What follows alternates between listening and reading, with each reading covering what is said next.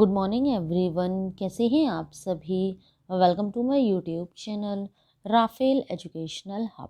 Friends, आज है 30 दिसंबर 2023। 30 दिसंबर की करंट अफेयर से जितने भी इम्पोर्टेंट क्वेश्चन बन सकते थे वो सभी हम आपके लिए इस वीडियो में लेकर आए हैं। यदि आप हमारे चैनल पर नए हैं तो हमारे YouTube channel Rafale educational hub को सब्सक्राइब करें और साथ ही साथ बेल आइकन को भी प्रेस करें, जिससे हमारे नोटिफिकेशन आपको सबसे पहले और समय से प्राप्त हो सकें। तो चलिए फ्रेंड्स, स्टार्ट करते हैं आज के क्वेश्चन आंसर्स को।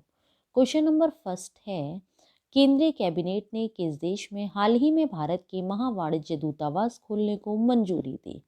तो इस क्वेश्चन का राइट आंसर है ऑप्शन नंबर डी, न्यूजीलैंड में दी है। तो जानते हैं इंपॉर्टेंट पॉइंट्स। प्रधानमंत्री नरेंद्र मोदी की अध्यक्षता में कैबिनेट ने न्यूजीलैंड के ऑकलैंड में भारत का महावाणिज्य दूतावास खोलने के प्रस्ताव को मंजूरी दी थी। ऑकलैंड में भारत का महावाणिज्य दूतावास खोलने से भारत का और न्यूजीलैंड के रिश्तों में और मजबूती आएगी। इस वाणिज्य दूतावास में 12 महीने की समय सीमा के भीतर खोले जाने और पूरी तरह से चालू हो जाने की संभावना है। नेक्स्ट क्वेश्चन है, केंद्रीय मंत्रिमंडल किस देश के साथ प्रवासन और आवाजाही समझौते को मंजूरी दी है? तो इस क्वेश्चन का राइट आंसर है ऑप्शन नंबर सी, इटली देश के साथ। तो जानते हैं अदर पॉइंट्स। प्रधानमंत्री श्री नरेंद्र मोदी की अध्यक्षता में केंद्रीय मंत्रिमंडल ने भारत सरकार और इटली सरकार के बीच हुए प्रवासन और आवाजाही समझौते को मंजूरी देती है। इस समझौते से लोगों के बीच परस्पर संपर्क में वृद्धि होगी और अनियमित प्रवासन से संबंधित मुद्दों को हल किए जाने में आसानी होगी। यह है हल किए जाने में। इस समझौते पर 2 नवंबर 2023 को दोनों देशों की ओर से हस्ताक्षर किए गए थे। नेक्स्ट क्वेश्चन है, किस राज्य में कार्बी युवा महोत्सव 2024 का आयोजन किया जाएगा? तो इस क्वेश्चन का राइट आंसर है ऑप्शन नंबर डी, असम में किया जाएगा। अब कार्बी युवा महोत्सव क्या है ये हम जान लेते हैं। राष्ट्रपति द्रौपदी मुर्मू 17 जनवरी को असम के कार्बी आंगलोंग जिले के तारालांगसो दीफू में आयोजित होने वाले कार्बी युवा महोत्सव 2024 के स्वर्ण जयंती समारोह में भाग लेंगे। कार्बी युवा महोत्सव 2024 का स्वर्ण जयंती समारोह 12 से 19 जनवरी 2024 को आयोजित किया जाएगा। कार्बी युवा महोत्सव प्रतिवर्ष आयोजित किया जाता है और इसमें असम और देश के अन्य हिस्सों से हजारों कार्बी युवा भाग लेते हैं।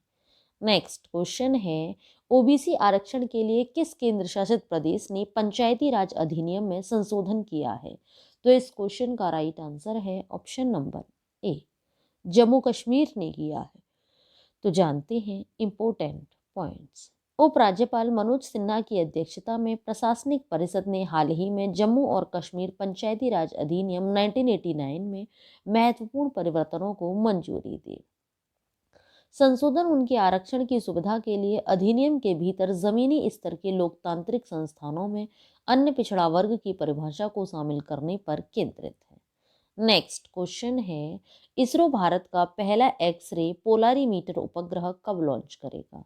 तो इस क्वेश्चन का राइट आंसर है ऑप्शन नंबर बी, 1 जनवरी 2024 को करेगा। तो जानते हैं इंपॉर्टेंट पॉइंट्स। इसरो भारतीय अंतरिक्ष अनुसंधान संगठन अंतरिक्ष अन्वेषण में महत्वपूर्ण प्रगति कर रहा है और वर्ष 2024 एक और अभूतपूर्व मिशन के साथ शुरू होने वाला है। चंद्रयान 3 और आदित्य L1 मिशन की सफलताओं के बाद इसरो अपने नवीनतम उद्यम एक्सपोसेट मिशन के लिए तैयारी कर रहा है। 1 जनवरी 2024 को लॉन्च के लिए निर्धारित यह मिशन पोलारीमेट्री में भारत के पहले प्रयास का प्रतीक है, जो ब्लैक होल और एक्सरे उत्सर्जित करने वाले अन्य खगोलीय स्रोतों के अध्ययन के लिए महत्वपूर्ण क्षेत्र है। नेक्स्ट क्वेश्चन है, हाल ही में किसको मैन ऑफ द ईयर 2023 पुरस्कार से सम्मानित किया गया है? तो इस क्वेश्चन का राइट आंसर है option number D, Shri LP Hemant के श्रीनिवासुलु को सम्मानित किया गया है। तो जानते हैं अदर पॉइंट्स। 28 दिसंबर 2023 को आयोजित एक महत्वपूर्ण समारोह में लैटिन अमेरिका और कैरिबियन व्यापार परिषद के नवनियुक्त निदेशक श्री LP हेमंत के श्रीनिवासुलु को प्रतिष्ठित मैन ऑफ द ईयर 2023 पुरस्कार से सम्मानित किया गया। यह पुरस्कार भारत के गृह मंत्री श्री अमित शाह द्वारा प्रदान किया गया। यह सम्मान व्यापार, कूटनीति और वैश्विक आर्थिक संबंधों में श्री हेमंत के उत्कृष्ट योगदान की मान्यता के रूप में कार्य करता है। नेक्स्ट क्वेश्चन है, किस राज्य सरकार द्वारा प्रजापालन कार्यक्रम शुरू किया गया है? तो इस क्वेश्चन का राइट आंसर है ऑप्शन नंबर बी, तेलंगाना राज्य सरकार द्वारा शुरू किया गया है। तो जानते हैं अदर पॉइंट्स। तेलंगाना के उप मुख्यमंत्री भट्टी विक्रमार्क मल्लू ने हाल ही में इब्राहिमपट्टनम में सरकार के प्रजापालन कार्यक्रम का उद्घाटन किया, जो जमीनी स्तर पर लोगों की जरूरतों को समझने और संबोधित करने के उद्देश्य से एक व्यापक पहल की शुरुआत है। प्रजापालन कार्यक्रम के उद्देश्य प्रजापालन कार्यक्रम को निवासियों की जरूरतों के बारे में व्यापक जानकारी इकट्ठा करने, जमीनी स्तर पर एक विस्तृत डेटाबेस बनाने के लिए डिजाइन किया गया है। इस पहल में व्यक्तियों से आवेदनों का संग्रह शामिल है, जो सरकार को विधानसभा चुनावों के दौरान कांग्रेस द्वारा वादा की गई 6 गारंटियों के संभावित लाभार्थियों की पहचान करने में सक्षम बनाता है। नेक्स्ट क्वेश्चन है, हाल ही में किसे ITBP के प्रमुख के रूप में नियुक्त किया गया है? तो इस क्वेश्चन का राइट आंसर है ऑप्शन नंबर डी, राहुल रजगोत्रा को किया गया है। तो जानते हैं अदर पॉइंट्स। मणिपुर कैडर के 3 IPS अधिकारियों को बृहस्पतिवार को केंद्रीय अर्धसैनिक बलों के प्रमुख के रूप में नियुक्त किया गया।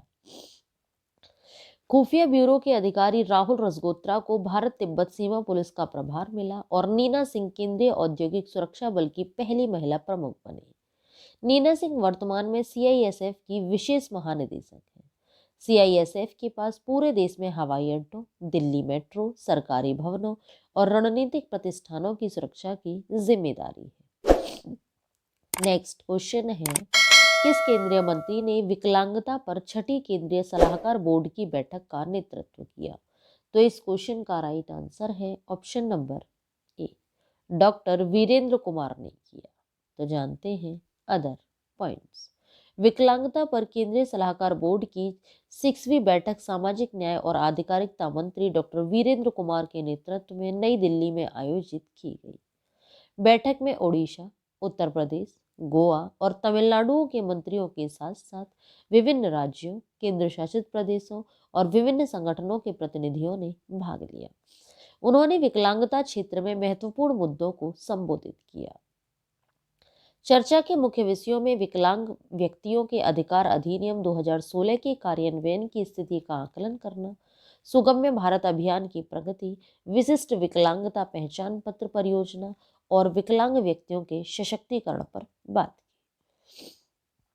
नेक्स्ट क्वेश्चन है, नासा की किस मिशन को गॉड ऑफ केओस क्षुद्रग्रह को रोकने के लिए दोबारा लॉन्च किया गया था?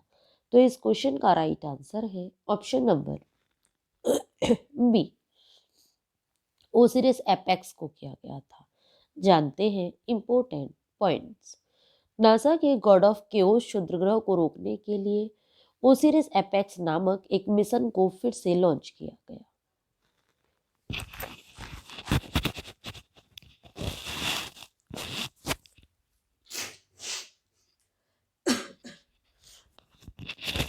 मिशन को गॉड ऑफ केओस के नाम से जाने जाने वाले क्षुद्रग्रह का अध्ययन करने का काम सौंपा गया है। एपोफिस नामक यह क्षुद्रग्रह पृथ्वी की कक्षा के करीब आ रहा है, जिससे संभावित रूप से टकराव का खतरा पैदा हो रहा है।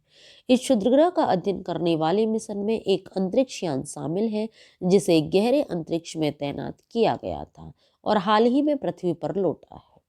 इस मिशन का उद्देश्य संभावित टकराव को रोकना और ऐसी घटना के संभावित प्रभाव को समझना है।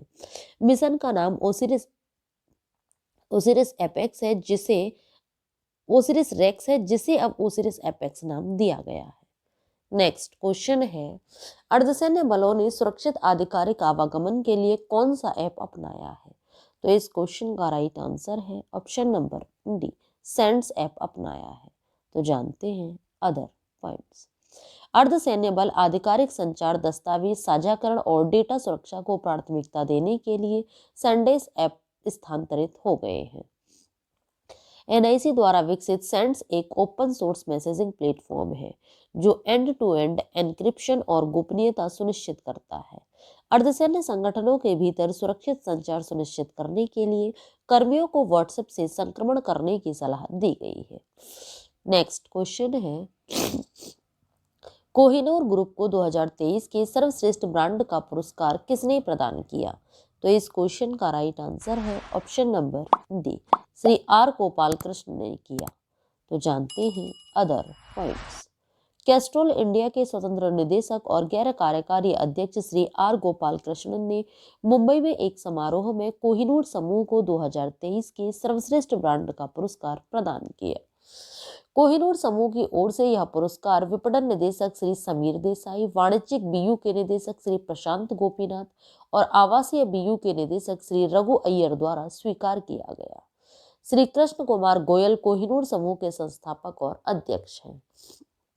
उनके दूरदर्शी नेतृत्व में कोहिनूर समूह ने महत्वपूर्ण परिवर्तन किया है और रियल एस्टेट उद्योग में पहचान हासिल की है। नेक्स्ट क्वेश्चन है, मिस एंड मिसेज महाराष्ट्र 2023 सौंदर्य प्रतियोगिता में मिसेज महाराष्ट्र 2023 श्रेणी में ब्यूटी विद पर्पस पुरस्कार किसने जीता?